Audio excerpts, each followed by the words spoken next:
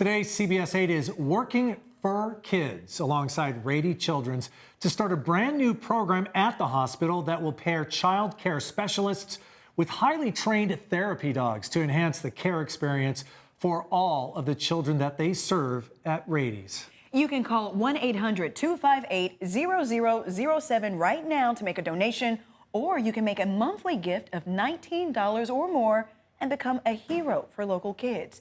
Your donations made this hour can be doubled thanks to the generosity of Bob Fillion. He is pledging to match donations up to $10,000.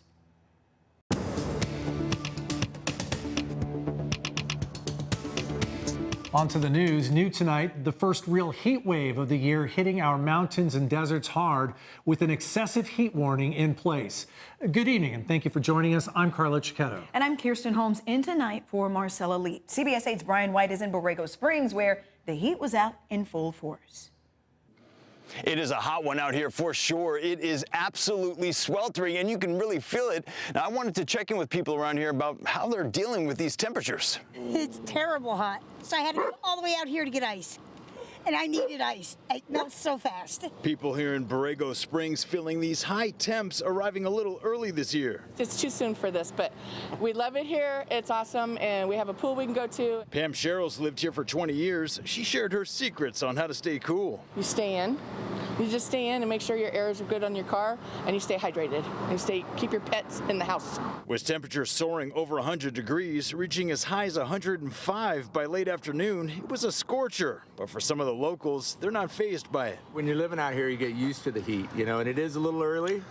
For us, it really starts getting hot around 110 and above. That's when it's really hot. And temperatures may reach 110 over the next couple days as this heat wave sticks around. It's only here for a few days, so this is short, but a significant heat waves. Alex Tardy with the National Weather Service in San Diego says these temperatures are above normal for early June in the deserts, and the excessive heat warning will last through Friday evening. If you're going for a hike and temperatures are getting over 100, up around 110, it can be dangerous. We see heat stroke, we see heat exhaustion.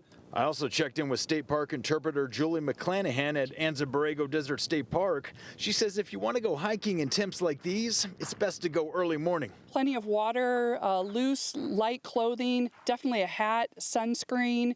Don't be afraid to splash yourself with lots of water during your hike, before and during your hike, and afterwards to cool down. Several of the locals I talked to are used to this kind of heat. They say as long as it's not humid, they can deal with it. And they shared these tips. Stay inside. Yep, read a lot of books. Swimming pool and a margarita. That's the solution. Stay inside. Shut those blinds. Put the AC on. Then everything's just fine. In Borrego Springs, Brian White, CBS 8. We turn now to Chief Meteorologist Carlene Chavis.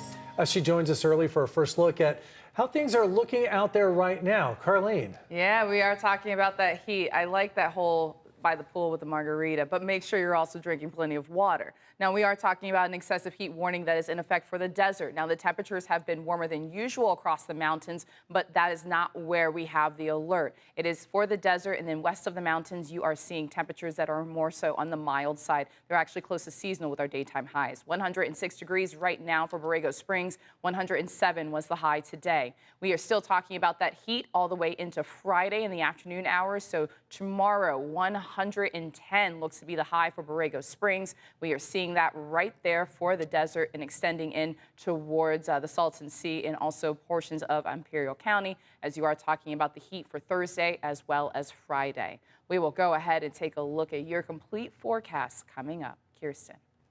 For the latest weather conditions and alerts, you can go download the free CBS 8 app from the Google Play or the Apple App Store.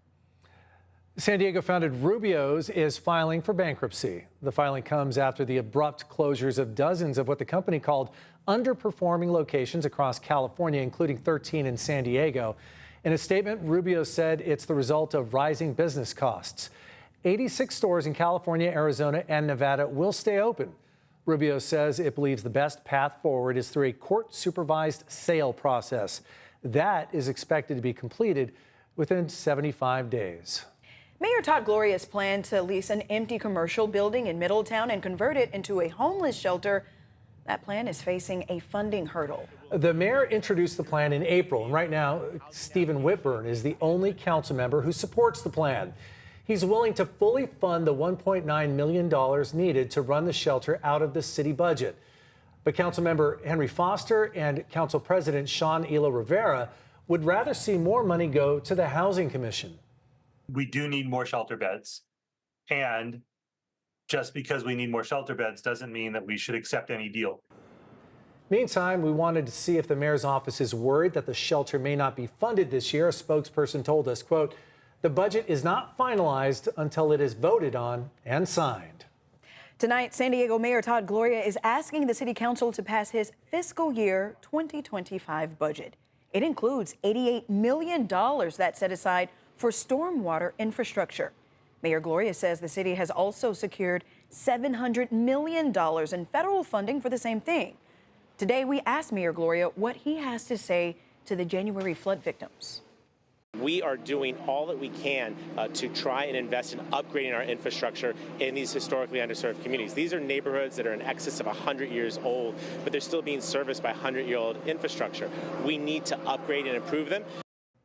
This year, a city report estimates is going to cost at least $2 billion over the next 5 years to continue to pay for the infrastructure after years of neglect.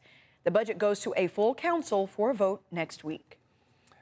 We know it's a tough market for home buyers, and today we learned that home prices have skyrocketed across the country by about 50% over the last 5 years. That does include San Diego. That's according to Realtor.com, which says the median listing price in our market is well over $1 million. It adds there was an even bigger jump in price when you look at the cost per square foot of a home. They claim that's gone up by 65% since 2019.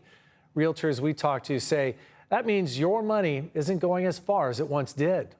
Typically, we look at the median price to judge how the market's doing because it's a good middle ground of what's for sale. And if the median price is over $1 million, that tells us that we're not necessarily talking about luxury at that price point. Realtors add that this is definitely a seller's market. A traffic alert ahead for drivers in the North County. That's coming up. Plus, is the UN giving cash to migrants crossing into the U.S. from Mexico? We verify that coming up. And as we go to break, you can still make a difference by giving a gift today to help bring a resident canine therapy program to Rady Children's Hospital. This new program is 100% reliant on community donations. And that's why CBS 8 is working for kids all day today. Please call 1-800-258-0007 right now to help kickstart this important program. We'll be right back.